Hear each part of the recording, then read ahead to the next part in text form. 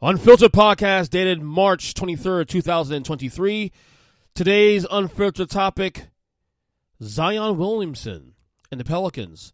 Should the team consider trading him?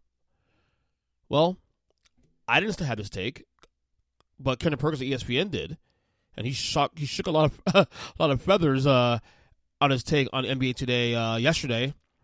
Talk about Zion Williamson and the future of the Pelicans and what the Pelicans should do going forward. Here's his take on NBA Today before I react to this. You know what's so funny? Because I would trade him. I would actually trade Zion. To who? I would find somebody. I would find someone and trade him because, again, you just asked the question about basically, can you trust him to be your franchise guy? And since he came in the league, no, because you can't trust that he's going to be available on the floor. And so when I look at this situation, I'm like, okay, this is starting to be a trend.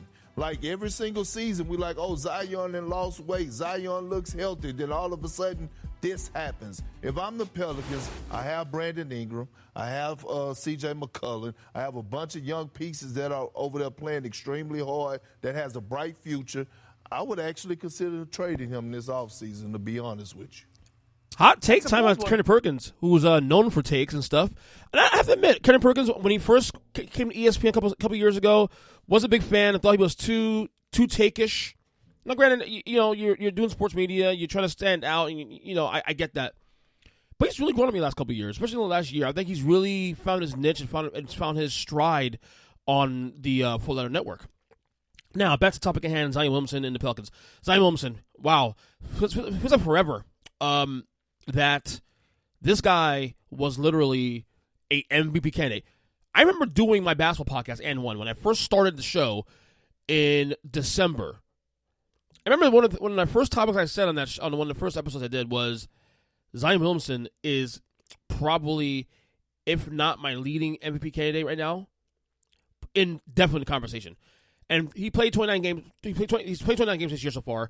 He was averaging, I think, 29 points a game, somewhere 28 points a game, very, very high 20s. Dominant. The Pelicans at one point were actually on top of the Western Conference. At one point to start this year, the New Orleans Pelicans were actually up there where Denver is now and Memphis is right now. They're actually number 1, number 2 in the Western Conference. Of course, he gets hurt. We think maybe it's an injury for a couple weeks.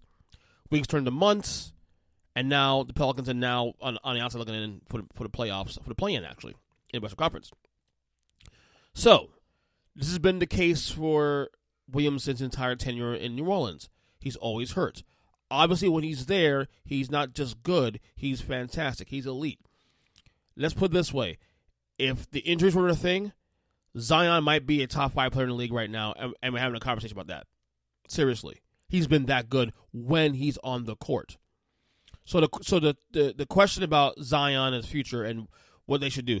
Remember, he just signed an extension last year. Perkins makes a great point. Okay? Because even though it's a hot take and it's a very bold take, I can't say I necessarily think it's a bad take. I can't say I can't say I 100% disagree with him either. Now, my opinion, I wouldn't do it. He's still too young. He's too valuable. He's too good a player to risk just giving up. Even though New Orleans actually has a really good roster. They got B.I., Brandon Ingram, they got a couple of guys there, C.J. McCollum and all that. But Zion was what makes this team special.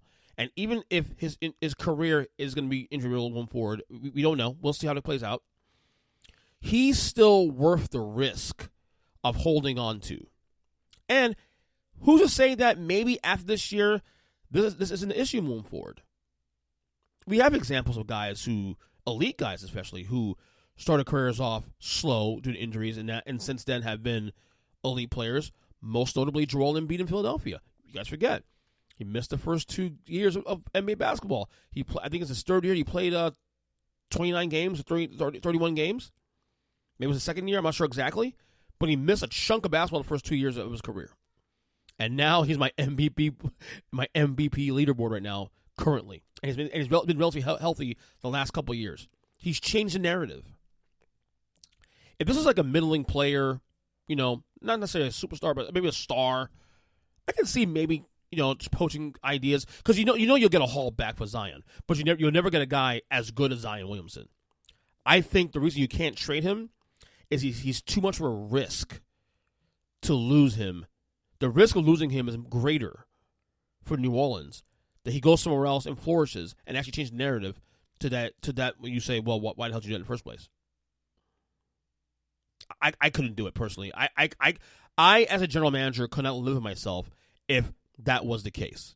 If Zion Williamson gets traded, say to Chicago or whatever it may be, and all of a sudden he's playing 70-plus games a year for the rest of his career, he's dominating like he did in New Orleans, or is in New Orleans currently, I really couldn't live with myself if that happened. I really couldn't.